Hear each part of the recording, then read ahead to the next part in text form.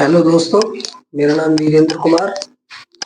मैं most welcome करता हूँ तुम्हारा अपने चैनल हिमांशी मैथ एक्सपर्ट में। तो आज का जो हमारा टॉपिक है सर, वो है आज का जो हमारा टॉपिक है वो है आपका गुणनखंड तथा अभाज्य गुणनखंड में अंतर। आपका जो टॉपिक है भैया आज का वो है गुणनखंड गुणनखंड तथा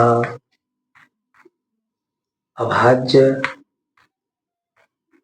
अभाज्य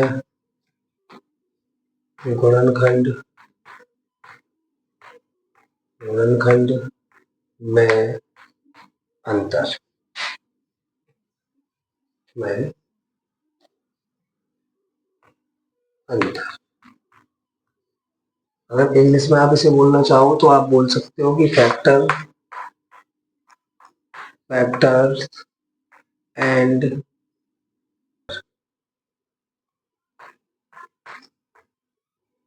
प्राइम फैक्टर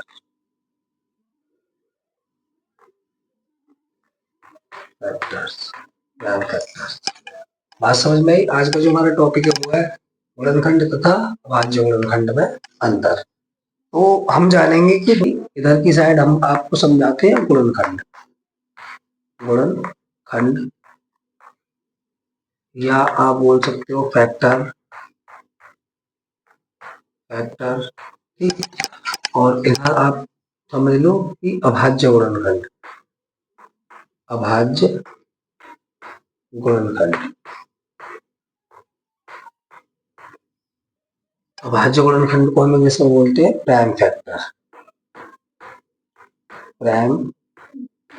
फैक्टर ठीक, प्राइम फैक्टर्स। बात समझ में आई?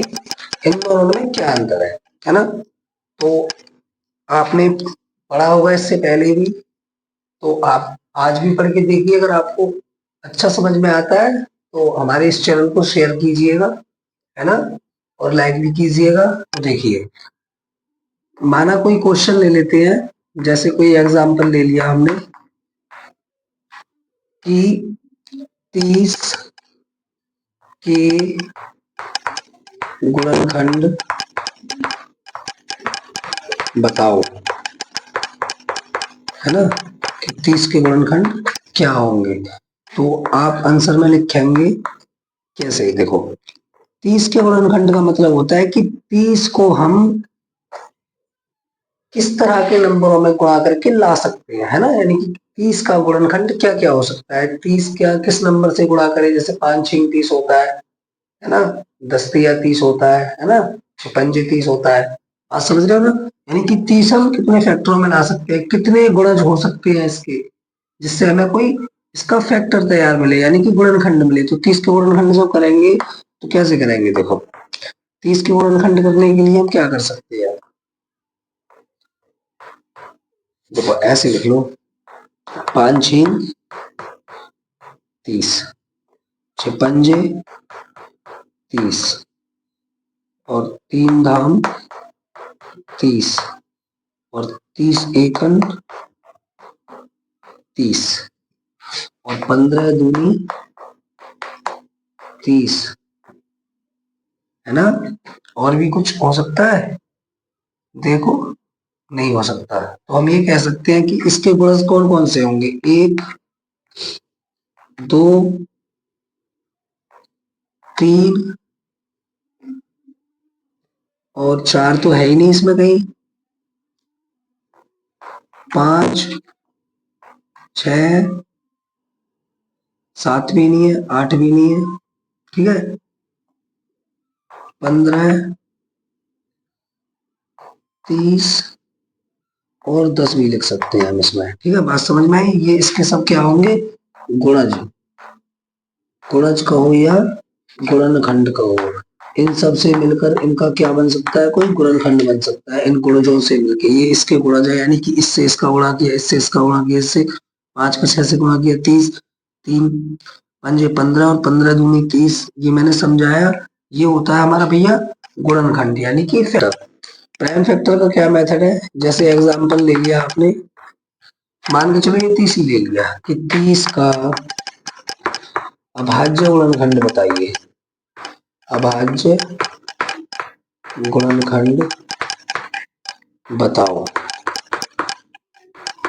ठीक, 30 का हमें अभाज्य गुणनखंड बताना है। तो अभाज्य गुणनखंड के लिए क्या करते हैं हम, संख्या को इस तरह से काटते हैं। ठीक है, अभाज्य गुणनखंड में संख्या को इस तरह से फैक्टर करते हैं संख्या के। तो पहले 1 से करते हैं, तो देखिए 1 से करेंगे तो 30 का 1 से करेंगे तो 30 एकम 30 ही हो जाएगा, तो कोई मतलब नहीं है। फिर 2 से बढ़िए, देखो 2 से काटिए, अगर ये 2 से कट सकता है तो काटिए, वरना हम 3 से काट के देखते हैं अगर ये 2 से नहीं कटता। लेकिन अगर भैया 2 से कट रहा है तो 2 से ही काटेंगे, ऐसा नहीं है कि आप 3 से काट 2 से, है गलत है, रूल्स के हिसाब से चलेंगे। 2 से काटा, 15 दूनी 30, ये क्या हो रहा है, इसकी इससे क्या हो रही है, गुणा। इसलिए ये क्या है, इसका अभाज्य गुणनखंड है ना, अभाज्य गुणनखंड। इसका इसमें क्या हो रहा है, गुणा। 15 दूनी 30। अब 15 को कैसे काटेंगे, देखो 2 से तो कटेगा नहीं, 3 से काटो, तो 3 में आ जाएगा 15, 3 पंजे 15 और 5 एकम 5। ठीक, तो हम ये कह सकते हैं कि 30 के जो अभाज्य गुणनखंड हुए वो 2 तिया 6 और 6 पंजे 30 और 30 एकम 1 हमेशा लगा के चलेंगे, है ना, क्योंकि जब हम गुणनखंड विधि से एचसीएफ निकालते हैं तो HCF not is equal to 0, है ना। मैं भी यही आपको बता देता हूं कि जब भैया हम अभाज्य गुणनखंड विधि से एचसीएफ निकालने की बात करते हैं तो एचसीएफ हमेशा क्या होता है, not is equal to 0। HCF कभी भी 0 नहीं आएगा, हमेशा कितना आ जाएगा, 1, है ना, क्योंकि 1 जो है वो सबके गुणा में आता है, हर नंबर के गुणा में 1 आता है ना। हाँ, प्रत्येक नंबर के गुणा में 1 आता है, प्रत्येक नंबर के भाग में 1 आता है, प्रत्येक नंबर की घात 1 होती है ना। हाँ, बात समझ में आई। चलिए देखते हैं, तो हम कहेंगे कि 30 के अभाज्य गुणनखंड क्या हो गए, ये क्या है, इसके अभाज्य गुणनखंड, अभाज्य गुणनखंड, यानी कि इसको छोटे छोटे टुकड़ों में क्या कर दिया, बांट दिया, है ना। हाँ, तो इतना समझ में आया। तो चलिए कह दिया जाए कि 100 के गुणनखंड बताओ, है ना, कि 100 के भैया गुणनखंड क्या होंगे। तो सीधी सी बात है कि 100 के क्या पूछ रहा है, वो फैक्टर पूछ रहा है ना, 100 के फैक्टर क्या होंगे। 100 के फैक्टर बताइए कैसे करोगे आप। देखो जब हम इसे आंसर में लिखेंगे, हल करेंगे तो कैसे करेंगे, देखो 100 के फैक्टर, 100 के जब हम गुणनखंड करेंगे, 100 के जब हम फैक्टर करेंगे तो कैसे लिखेंगे, उसके लिए समझ में आएगी। देखो ध्यान दो, 25 चौका 25 चौका 100, ठीक।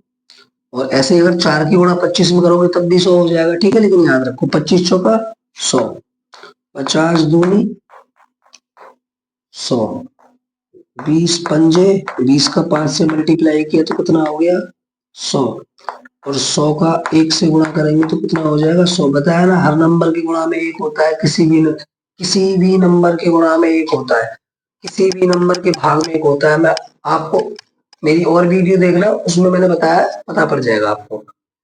100 एकम 100, ठीक, इतना समझ में आया बात। ये क्या हो गया भैया, इसका फैक्टर। 100 के फैक्टर ये अलग अलग आ गए, है ना, ये सब इनके फैक्टर है, 100 के फैक्टर है ये सारे। और भी रख सकते हो तुम इसमें, अगर कुछ होता है तो देख लेना। आगे इधर आइए, अब मान के चलो ये कह रहा है कि 100 के अभाज्य गुणनखंड बताइए, अभाज्य गुणनखंड बताइए। तब देखिए 100 के हमें क्या बतानी है, प्राइम फैक्टर। क्या बताना है हमको, प्राइम फैक्टर, ठीक। इसमें बहुत से बच्चों को अंतर नहीं पता होता, इसीलिए ये वीडियो लेके आया हूँ कि आपको फैक्टर में और अभाज्य गुणनखंड में और गुणनखंड में अंतर पता रहे, यानी कि फैक्टर में और प्राइम फैक्टर में डिफरेंट पता हो कि क्या अंतर है इन दोनों में, ठीक है। चलिए आगे देखते हैं। 100 के अगर हम फैक्टर की बात करेंगे तो 100 के फैक्टर काटेंगे इस तरह से, है ना।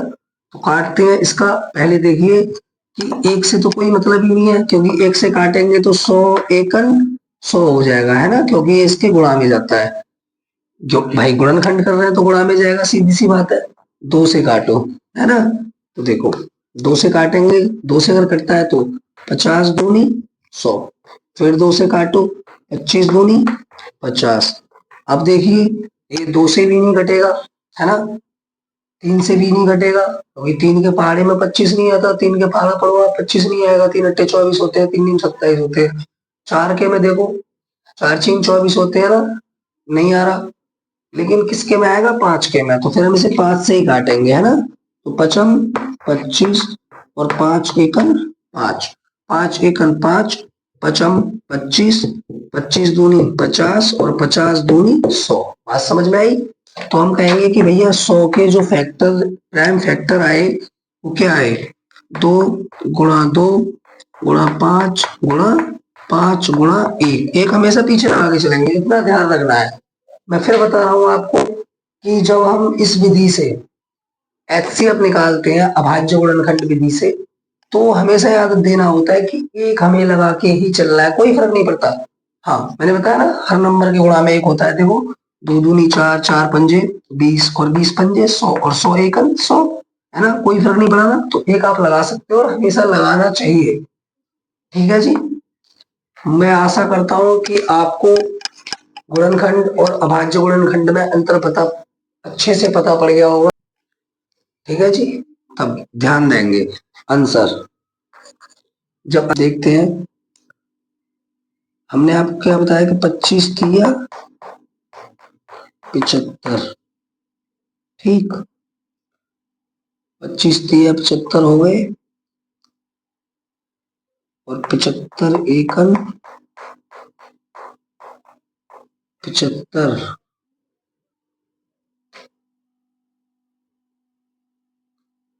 और 15 पंजे 75।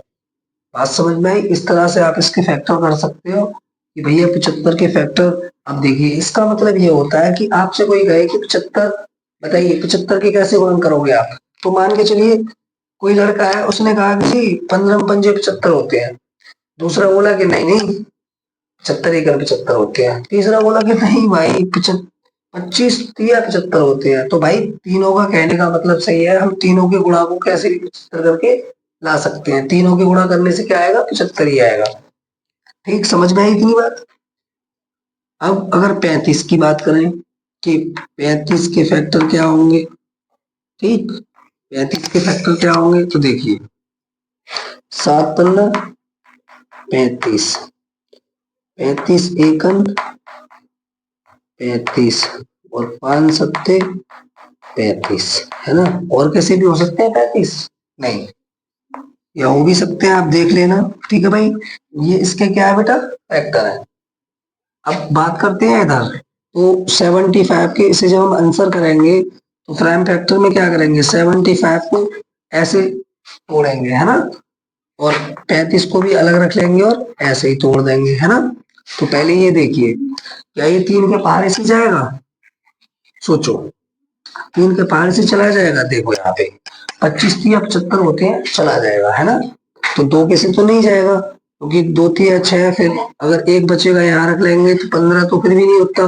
2 के पहाड़े में तो 3 से काटेंगे। देखो 3 दूनी 6, 6 यहाँ से गए तो यहाँ पे कितना बचा, एक, वो यहाँ सीधा लगा कैरी, कैरी के रूप में, यानी कि 15 कर दिया उसने, है ना, ढाई के रूप में विराजमान हुआ वो आगे इसके, है ना। ऐसा नहीं है कि आपने एक का मतलब इसमें प्लस कर लिया, है ना। यहाँ पे आगे कैसे विराजमान हुआ, कैसे विराजमान, यानी कि बैठा हुआ है यहाँ पे ढाई के रूप में, यानी कि 10 लेकर।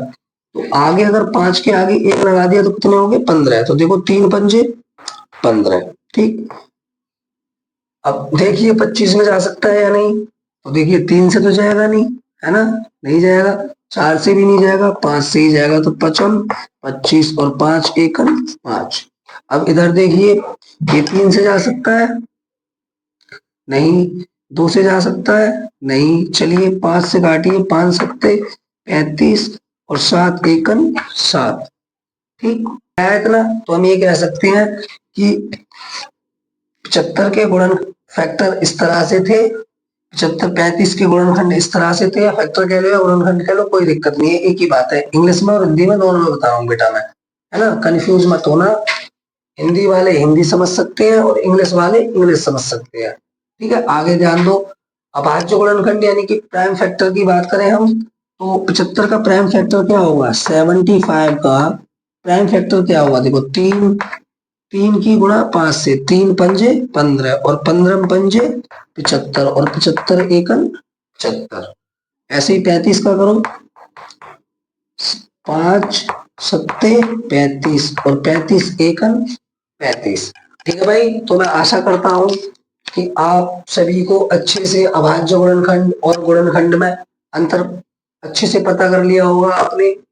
ठीक है भाई, अगर अच्छा लगा हो तो वीडियो को लाइक शेयर और सब्सक्राइब करें।